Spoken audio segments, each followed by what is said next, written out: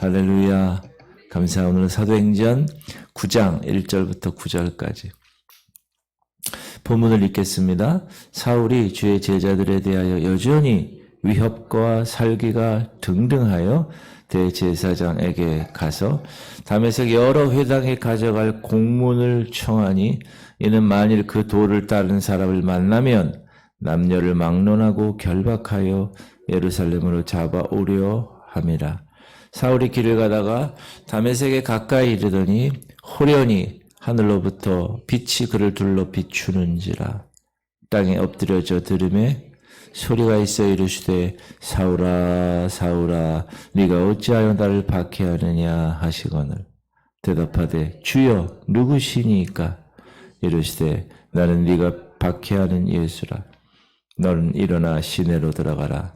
네가 행할 것을 네게 이를 자가 있느니라 하시니 같이 가던 사람들은 소리만 듣고 아무도 보지 못하여 말을 못하고 서 있더라. 사울이 땅에서 일어나 눈은 떴으나 아무것도 보지 못하고 사람의 손에 끌려 다메섹으로 들어가서 사흘 동안 보지 못하고 먹지도 마시지도 아니하니라. 아멘. 예루살렘 초기에, 교회 초기에는 이 사울이라는 청년은 기독교를 핍박하는 인물로 등장합니다.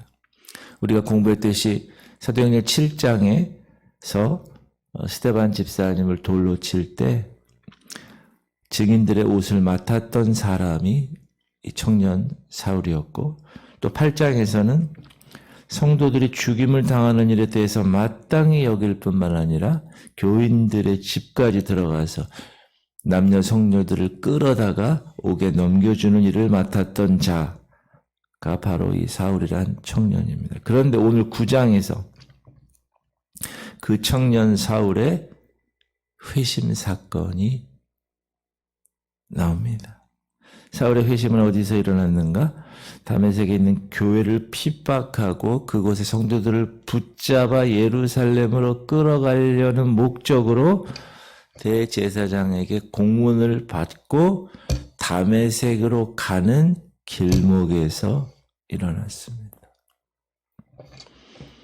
사울이 위협과 살기가 등등한 모습으로 예루살렘을 출발합니다. 그리고 목적지인 다메섹에 가까이 이르렀을 때 일입니다. 시작. 사울이 주의 제자들에 대하여 여전히 위협과 살기가 등등하여 대제사장에게 가서 다메섹 여러 회당에 가져갈 공문을 청하니 이는 만일 그 도를 따르는 사람을 만나면 남녀를 막론하고 결박하여 예루살렘으로 잡아오려 함이라. 자기도 정당하다 이거예요. 대제사장에게 공식 문서를 딱 갖고 당당하게 예수 믿는 사람들을 핍박하고 그들을 잡아오게 가두려고 가는 길. 바로 그때 이 사울에게 놀라운 일이 일어납니다. 호련히 하늘에서 한 빛이 나타나서 그 청년 사울을 둘러 비췄던 것입니다. 사울이 길을 가다가 다메섹에 가까이 이르더니 호련히 하늘로부터 빛이 그를 둘러 비추는지라.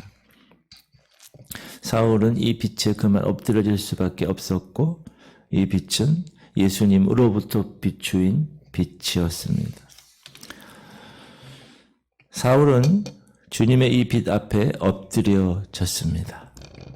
시작. 땅에 엎드려져 들음에 소리가 있어 이르시되. 이 엎드려졌다는 말은 뭐냐면 외부의 어떤 힘으로 인해서 넘어뜨림을 당한 상태입니다. 하나님께서는 하나님의 교회를 핍박하는 사울의 이 교만을 다메섹에서 꺾으신 것입니다. 사랑하는 성도님들, 하나님의 부르심은 실로 다양합니다. 구레네 시몬처럼 억지로 주님의 십자가를 대신 지게 하심으로 부르는 경우도 있고, 억지로. 그래서 억지로 짊어진 십자가, 그 차장도 있더라고요. 오늘 본문처럼 사울 같은 주님의 교회와 성도를 핍박하는 가운데 그를 넘어뜨림으로 부르시는 경우도 있습니다.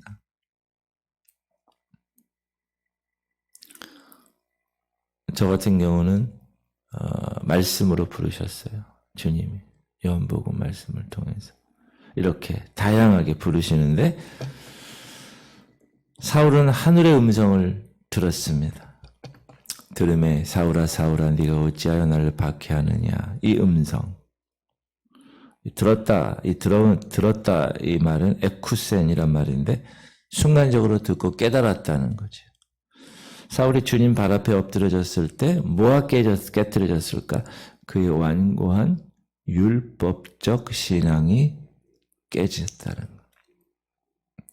그리고 복음이 그 안에 들어갔습니다.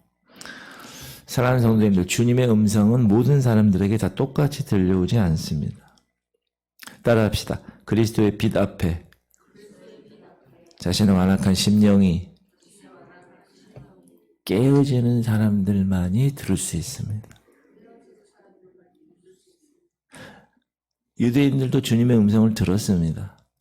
그러나 그들은 심령이 완악했기 때문에 복음을 받아들이지 않았습니다. 오히려 그분을 십자가에 못 박았습니다.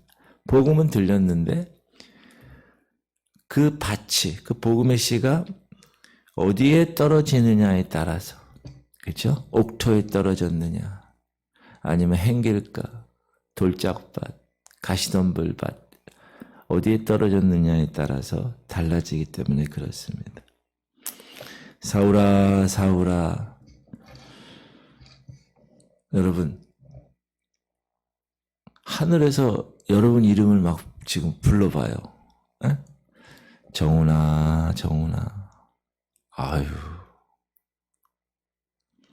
이 음성은 아담이 에덴에서 죄를 범한 후에 동산 나무 뒤에 숨었을 때 하나님이 아담을 찾으셨을 때 그 음성입니다. 아담아, 아담아. 잃은 양을 찾으시는 목자의 음성입니다. 근데 이 사울이 이 음성을 들은 거예요. 네가 어찌하여 나를 박해하느냐, 핍박하느냐. 사울은 부르시는 음성에 놀라서 하늘을 향하여 묻습니다. 대답하되 주여 누구시니까. 이 환한 빛으로 말미암아 사울은 이 육체의 눈은 그의 육체의 눈은 감겨진 채 소경이 되었어요. 그러나 그 대신 그의 영적인 신령한 눈이 열려지는 순간이 됐고 영적인 눈이 열려지니까 하늘 보좌를 바라볼 수 있었고 그 보좌에 앉으신 인자 같은 이를 바라볼 수 있었습니다. 그때 가서요. 근데 그분이 누구인지는 모르는 거예요. 분명히 영적인 눈이 띄어져서 봤는데 누구십니까? 묻는 거예요. 그때 예수님이 그에게 얘기하죠. 시작. 이르시되 나는 네가 박해하는 예수라. 우리는 이 예수님이 사울에게 말씀하신 요 말씀을 통해서 예수님과 교회와의 관계를 알 수가 있습니다. 예수님 자신과 교회를 동일하게 여기셨다는 겁니다. 사울은 지금 교회를 핍박했어요. 근데 예수님이 왜 나를 핍박하느냐? 교회를 핍박한 사울을 예수 자신을 핍박한 사울로 여겼습니다. 우리가 이제 교회론을 공부할 때 교회는 그의 몸이라고 얘기합니다. 시작. 교회는 그의 몸이니 만물 안에서 만물을 충만하게 하시는 이의 충만함이라. 이 교회는 그리스도의 몸이라는 거예요. 그리고 몸 정도가 아니라 머리라는 거예요. 시작. 그는 몸인 교회의 머리시라. 그가 근본이시요 죽은 자들 가운데서 먼저 나신 이시니 이는 친히 만물의 으뜸이 되려 하심이요. 이 말씀에서 우리가 알 수 있는 것은 교회는 예수 그리스도와 온전한 연합 관계에 있다라는 사실을 알 수 있습니다. 교회는 양 울타리입니다. 양 무리의 울타리. 주님은 양의 문이 되십니다. 그래서 그 문을 통해서 울타리 안에 있는 양들이 출입을 합니다. 그런데 이 양떼와 이 울타리의 문이 되시는 예수님은 완전히 하나가 되어 있는 상태입니다. 예수님은 울타리 안에 있는 양 무리도 자신과 동일시 여기십니다. 여러분을 동일시 여기십니다. 그래서 여러분이 예수 그리스도와 함께 살고 죽는, 우리가 세례 공부할 때, 세례식 할 때, 죄에 대하여 죽고 의에 대하여 살아남으로 예수님과 연합이 됐다는 거예요. 그러므로 우리가 죄를 지으면 되지 않죠. 어떻게 지을 수가 없죠. 죄에 대하여 죽었는데 죽은 것을 어떻게 할 수가 있겠어요? 무덤에서 죽은 사람이 뭘 할 수 있겠어요?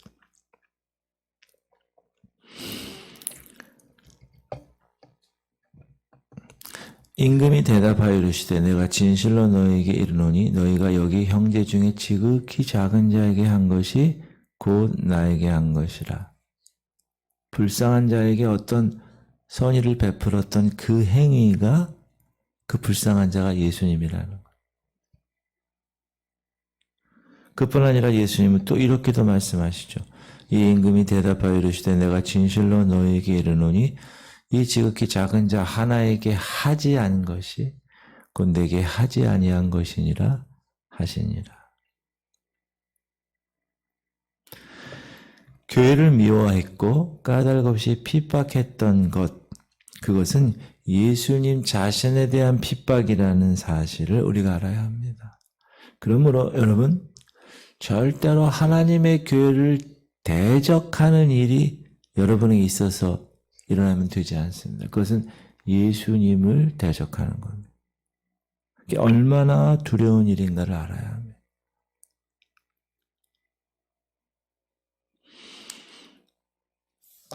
사랑하는 성도님들, 하나님의 부르심은 다양합니다. 모세의 경우는 그의 귀족적인 교만, 애굽 바로 왕궁에서 자랐잖아요. 응애 때부터 바로의 공주가 물에서 건져서 40년간 그 애굽의 최고의 학문을 공부하고 얼마나 왕자의 교육을 받았을까요? 그 바로의 공주가 얼마나 그렇게 교육을 시켰겠어요? 그러나 그의 하나님 앞에서 그를 쓰게 하실 때에는 그의 교만과 그의 자만을 하나님 뽑으십니다. 온전히 하나님을 의뢰할 때까지, 자기의 모든 것을 내려놓을 때까지 무려 40년 동안 미디안 광야에서 훈련시키시고 난 후에 80세가 되어서야 호렙산에서 부르십니다. 아브라함은 메소포타미아 갈대아죠, 우르에서 자기 고향 아비집에서 불러내셨습니다. 내가 지시할 땅으로 가라. 너 본토 친정 아비집을 떠나라. 방향을 얘기하지 않았어요. 어디로 가라고. 그러나 믿음으로 갔어요. 사울은 오늘 다메섹으로 가는 길목에서 주님의 부르심을 받은 것입니다. 사랑하는 성도님들, 어떤 경우든 우리가 그리스도 빛 앞에 엎드려져서 그의 부르심에 응답할 때, 순종할 때 그에게 주님은 주님의 교회의 사명을 주시는 것입니다. 오늘도 그 사명에 붙잡힌 자로 살아가실 수 있기를 주님의 이름으로 축복합니다. 그러기 위해서는 빛 대신 예수를 먼저 만나셔야 합니다. 할렐루야. 여러분 예수 그리스도를 만난 사람임을 선포합니다. 그러면 그 이후의 삶은 이제 내일 모레 계속 예수님을 만난 사울의 삶을 볼 거예요. 바울의 삶 어떻게 살았는가. 참 대단한 사람이에요. 그 사람 제가 봐도. 먼저 예수님을 만났기 때문에 빛으로 임한 예수님. 비록 육신의 눈은 멀었지만 그 순간 영적인 눈은 띄어졌더니 그 순간 그는 그 순간만을 생각하며 그 이후의 삶을 삽니다. 그가 기록한 신약 성경 3분의 1을 한번 보세요. 대단한 성경들입니다. 하나님이 그렇게 2000년 전, 2000년 후에도 우리에게 그렇게 그 하나님을 발견하게 하려고 그를 택하신 겁니다. 그러므로 하나님의 부르심에 합당한 삶을 사시기 바랍니다. 걸맞는 삶. 목사는 목사로서 오늘 하루를 거대하게 생각하지 말고요. 그냥 오늘 하루. 제가 여기다 붙여놨어요. Perhaps today. 어쩌면 오늘. Behold, I come quickly. 보라, 내가 속히 오리라. 그때까지 주님의 이 길을 묵묵하게 걸어가다가 주님의 사명하면서 그러다가 내려놓는 연습 여러분 해야 돼요. 내려놓는 연습. 특히 우리 젊은 청년들 열심히 공부해서 열심히 이루어놨는데 주님이 오시면 어떻게 돼요? 조금만 있다 오세요. 그럴 수 없으니까. 여러분도 마찬가지. 그러므로 그때 다 내가 내려놓고 주님께 올라갈 그 훈련을 하셔야 됩니다. 여러분 그 훈련 하세요. 돈, 뭐 아파트, 뭐 차. 여러분 목사가 뭐 이렇게 차에 대해서 그렇죠? 그래서 그런 내려놓는 훈련 잘 하시다가 사명 감당하면서 주님 오시면 올라가는 거. 그런 주인공들 되시기 바랍니다. 기도합시다. 주님